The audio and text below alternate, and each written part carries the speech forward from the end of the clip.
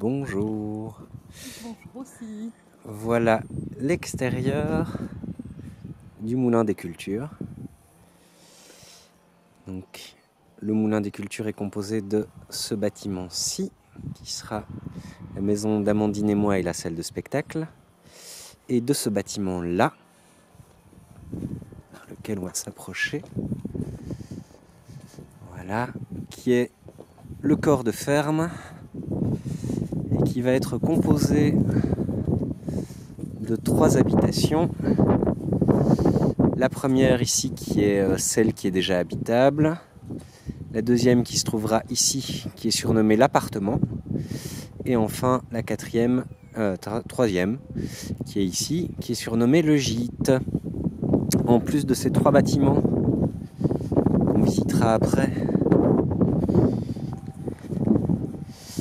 il y a là-bas au loin, je vais essayer de faire un zoom, voilà. Il y a ce bâtiment-ci qui sera rénové et qui sera une salle commune destinée. Et le ciel, le soleil et la mer. T'as demandé une speakerine. Tout à fait. L'espace qui est actuellement occupé par tous ces tas de terre sera une cour commune aussi. Donc voilà un autre point de vue de la salle de spectacle / maison d'Amandine et moi. Et puis, alors nous voilà à l'arrière du grand bâtiment dit le corps de ferme. Donc comme vous voyez, il y a une des habitations qui a une véranda et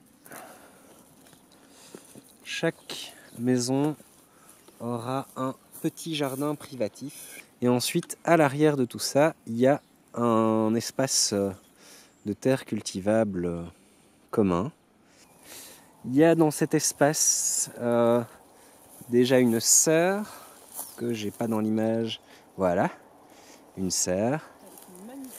Là-bas, c'est le train qui passe. Donc je disais, un terrain d'1 hectare qui pourrait tout à fait convenir à de la forêt comestible.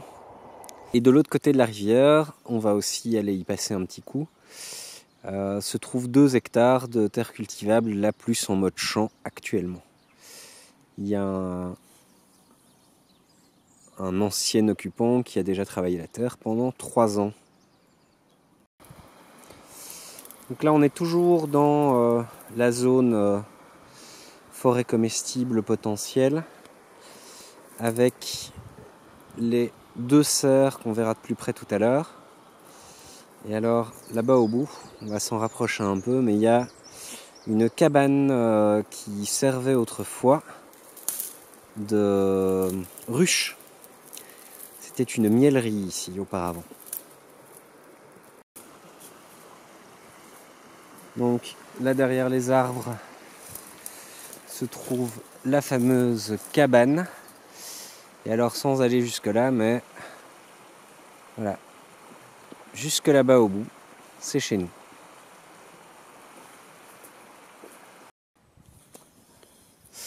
Donc là on se redirige vers les jardins individuels et on repasse par la serre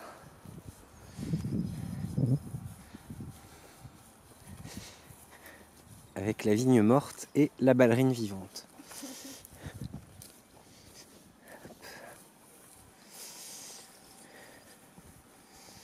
Comme ça vous allez aussi pouvoir voir l'arrière du bâtiment. Donc là c'est l'arrière du gîte, l'arrière de l'appartement et l'arrière de la maison qu'on occupe actuellement pendant le confinement. Pour passer des maisons qui sont là au champ, on passe par ce magnifique petit pont de bois.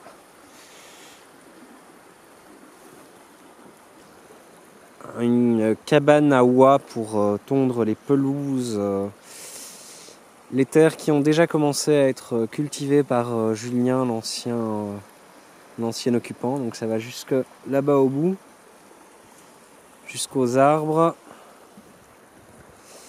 Et on voit les serres là-bas au loin que j'avais déjà filmées, qui sont aussi à nous. Et il y a plus ou moins la même superficie qui part de l'autre côté des serres. Toutes ces parcelles-ci ont déjà été travaillées depuis 3 ans par Julien. Donc on voit encore pas mal de trucs qui poussent. On va manger.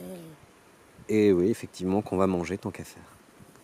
Et je vous présente François, un ami voisin qui cultive aussi sa parcelle.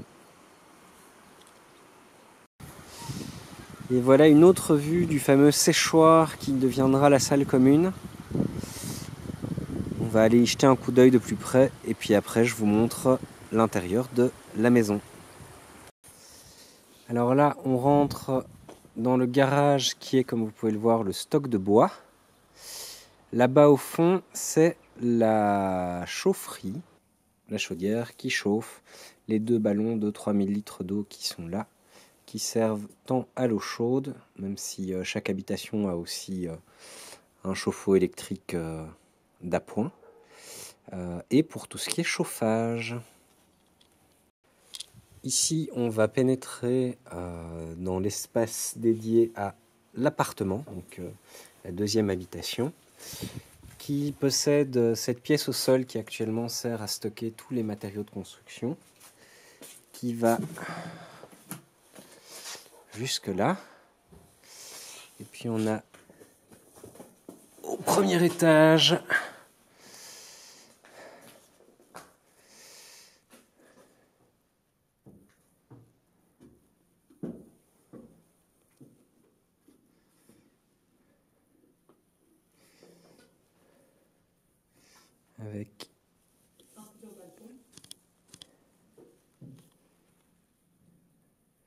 avec ici un futur balcon. Et là, l'accès aux chambres. Ici, de quoi vous donner un aperçu du plancher, vu d'en dessous. Et voilà le deuxième étage, qui sera donc des chambres. Et ici, dans la hauteur, viendront encore se placer de quoi mettre des chambres. Et là-bas au bout, on voit encore pour l'instant le deuxième étage du gîte, qui sera évidemment fermé à terme.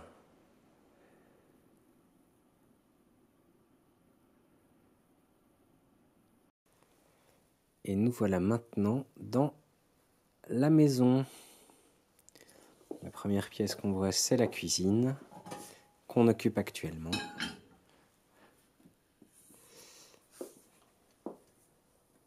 Là pour l'instant, les murs sont encore à nu, ainsi que le plafond. Mais évidemment, c'est temporaire. Puis, la pièce se prolonge ici. Puis on va enchaîner avec la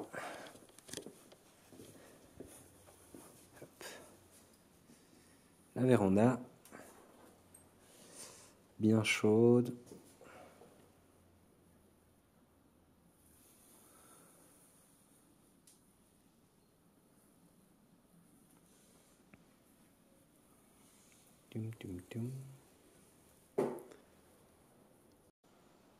Une petite vue globale de la pièce pour vous donner une meilleure idée.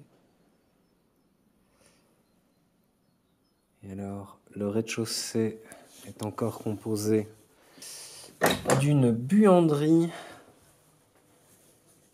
avec le fameux chauffe-eau d'appoint de 300 litres pour l'été où il n'y a pas besoin de chauffer au bois.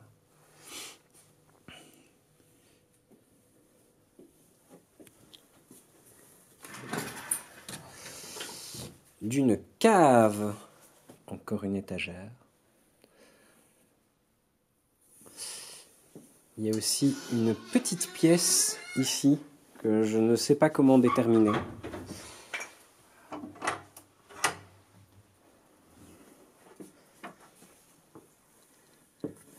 Qui est très basse de plafond. Et alors il y a une pompe qui permet d'envoyer de l'eau jusqu'au champ. Et voilà.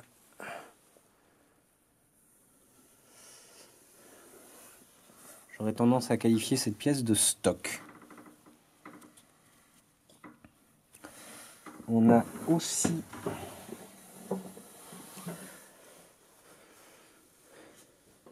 un premier salon. Donc pour vous situer, la cabane en bois qui est là donne sur la porte principale de la maison. Et donc voilà le salon.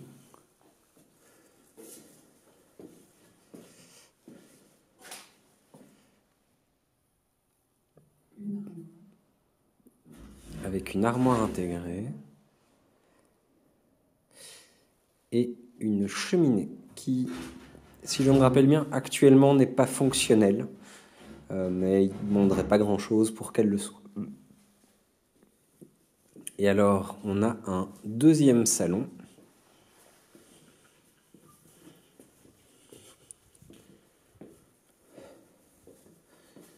Hop.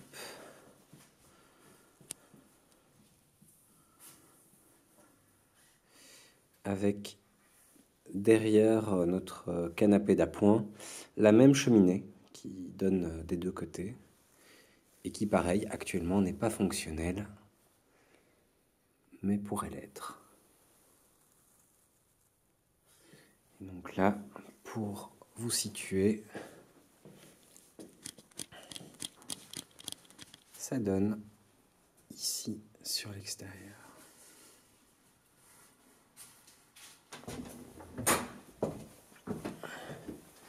L'étage qui est composé de 3 chambres.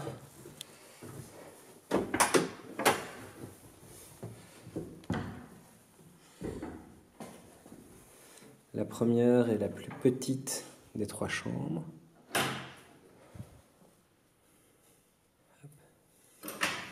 Avec un sol de briques. Ensuite, la deuxième, celle qu'on occupe actuellement. Hop.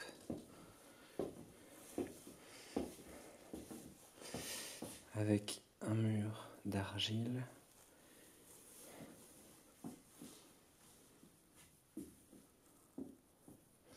Je vais me mettre dans un coin pour donner une idée de l'étendue de la pièce.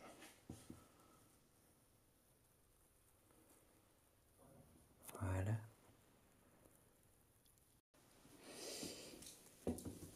Le palier. Et alors, la troisième chambre, qui est, je dirais, de la même taille que l'autre, avec un mur en cours de détapissage.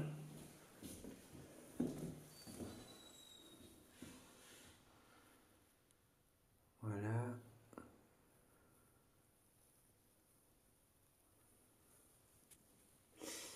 Et enfin, la salle de bain.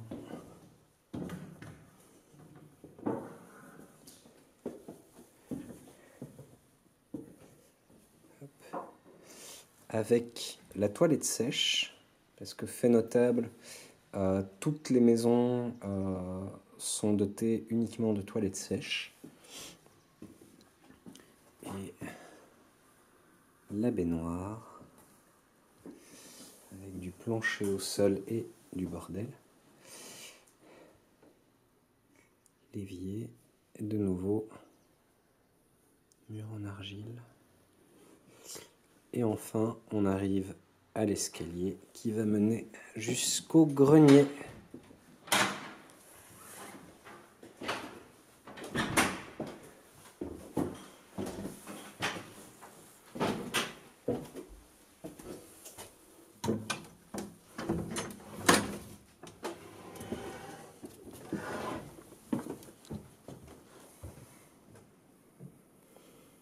Voilà le grenier qui fait toute la surface de la maison. Pareil que dans le studio. Le toit est tout neuf et l'isolation aussi. Donc voilà. Le grenier n'est pas aménagé, mais est complètement aménageable. Et voilà qui clôture notre visite. Si jamais vous avez la moindre question, n'hésitez pas.